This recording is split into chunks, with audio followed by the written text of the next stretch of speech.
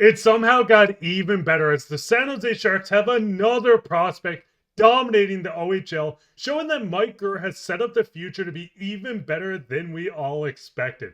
We're going to break all this down and more later on this episode. Before we get into that, if you're not subscribed yet and you want to keep up to date on everything to do with the San Jose Sharks, we're trying to reach 1,000 before the Four Nations starts tomorrow. Only 88 subscribers away, so make sure to go down and hit that subscribe button, and we'll keep you up to date on everything to do around the Sharks. But Casey, we got to hop straight in this today, where we do see another Sharks prospect dominating. From the OHL, San Jose Sharks prospect Igor Chernyshov is dominating. He got Player of the Week of the OHL, registering 5 goals, 5 assists, and 10 points over his last 3 games. Now, looking at him, you can see his last 5 games: 2 goals, 1 goal, 1 assist, 2 goals, 1 assist, 1 and 1, and then once again 2 goals and 3 assists for 5 points.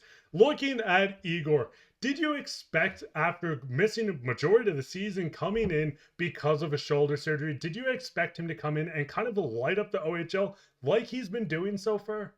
I mean, nobody could expect him to come off a shoulder surgery, playing his first time in the OHL, and have 10 points in 3 games. This guy is on fire for the Saginaw Spirit right now, and Sharks fans are fired up because we weren't really sure how he was going to play. His point totals in the KHL weren't that high, but he was lighting up the MHL, so we weren't sure what to think when it came to Chernyshov. But now the blinds are finally open and the lights coming in because Chernyshov is looking amazing through his first 3 games, Mark. Yeah, no, looking at this as well, when we see him in the KHL, he only registered 4 points in 34 games in the KHL. But like you said, in the MHL, he was over a point per game in both seasons. One season was exactly a point per game.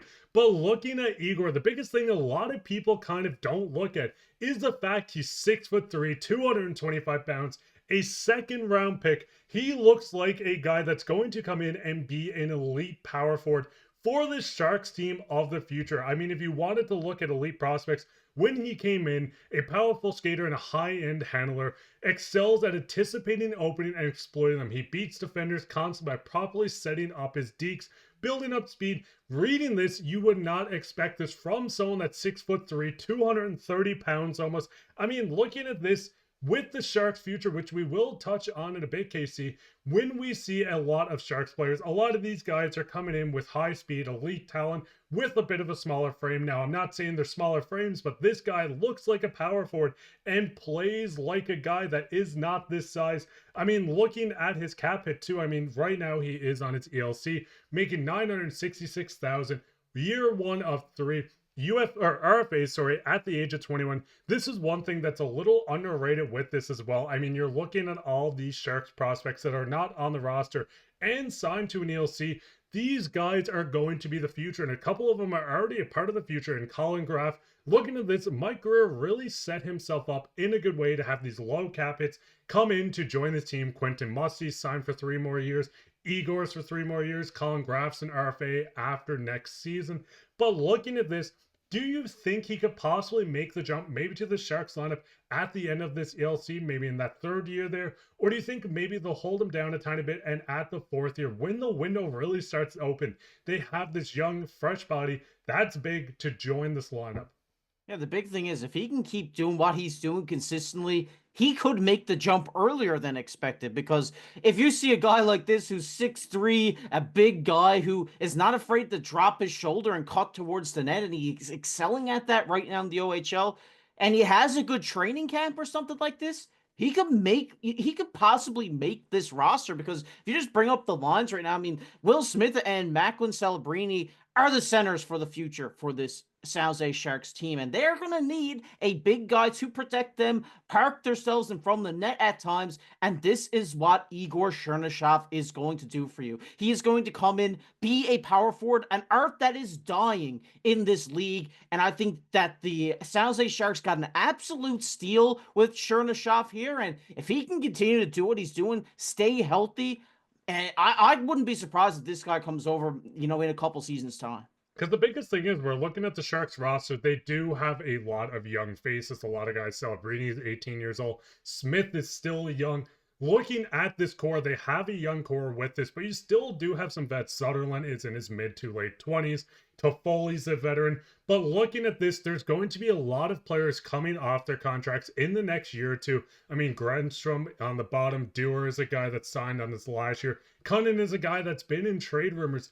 Looking at this, there's going to be a lot of room opening up. And yes, you do need to bring in some veterans. We've seen the experience that Granlund brought to this roster, how much he helped the top one line that they ran. Looking at CC as well, I know we're not touching on defense right now, but looking at these veterans, adding experience to the young guys, helping them out, letting them develop is something Mike Grier is going to continue to do. They're going to bring in more, maybe a trade deadline, which we're going to touch on in a second, or in the offseason via free agency, but maybe there will be room opening up. And I mean, looking at this, going into trade deadline real fast, Casey, this team has $35 million in deadline cap space. Looking at the lines, as I said, there is a lot of veterans on the lineup, but they did lose a couple in Granlund.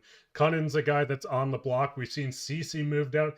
Do you think Mike Grier might go out and weaponize this cap space and say, hey, if you have a bad contract, we'll take a veteran on a 1 or 2 year deal that might not have the value he used to. Try to build up his value, trade him in the next season or in the off season, and use that draft pick for more future stuff? Or do you think maybe they're going to hold on, maybe go out and just save this going into free agency?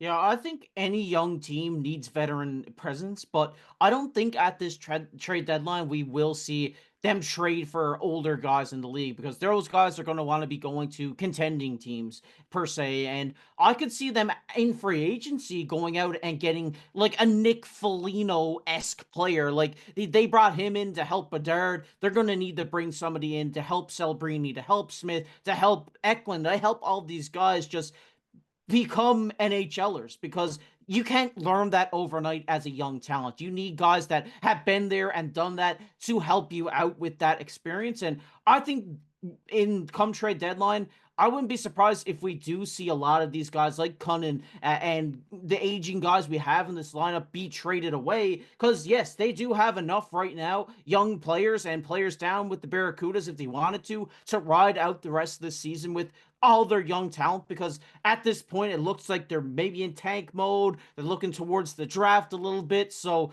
it'll be interesting to see what they do in the offseason. But when it comes to trade deadline, Mark, I could see them being active sellers for sure. And I mean, the biggest thing is we've seen them go out and trade for Wallman last year, or at the beginning of this year. They got a draft pick attached to Wallman. Has turned into a serviceable defenseman. He could be flipped very well at this deadline or next year. Looking at this, I would not mind if they went out, got a guy on a 2-year deal, maybe get a 3rd or 4th round pick. I mean, looking at their draft capital, they do have quite a bit, but it would be nice to fill out maybe the 3rd going into next year or the year after. You don't have a 6th for the next 2 years, 2/5 gone over the next 2 seasons. Looking at this, I would not mind getting draft capital to maybe take on 1 or 2 bad contracts. They don't have a retention spot, so they're not going to go out and be that middle broker, the 3rd team to eat some salary when a blockbuster trade happens. So maybe they look to weaponize this more in a way of, hey, we'll take a bad contract if you need us to. Throw us a 2nd, throw us a 3rd round pick. We'll try to build this veteran's value while also getting experience. I mean, Nick Foligno, one of those type players where you take on a contract, let it ride out for the next few years, help the young guys of this roster grow. Because, I mean, we have amazing players coming up in the near future in Igor and Musty and many other players. But looking at this, what's your guys' thoughts on Igor's production in the OHL already? He's not the only productive Shark in the OHL right now. Who's your favorite prospect within this Sharks organization? What do you want to see us do a video on? We're here to cover everything to do with the San Jose Sharks, so we want to know what you guys want to hear, because obviously we want to make sure you guys are happy. But with that, that would be it for this episode of Sharks Digest. Make sure to go down and leave a comment, subscribe, share this with friends. We'll be back with another episode. Keep your eye out for that. And like I said, we're trying to reach 1,000 before 4 Nation starts tomorrow. Hit that subscribe button. But I've been your host, Mark, with my co-host, KC, and take care.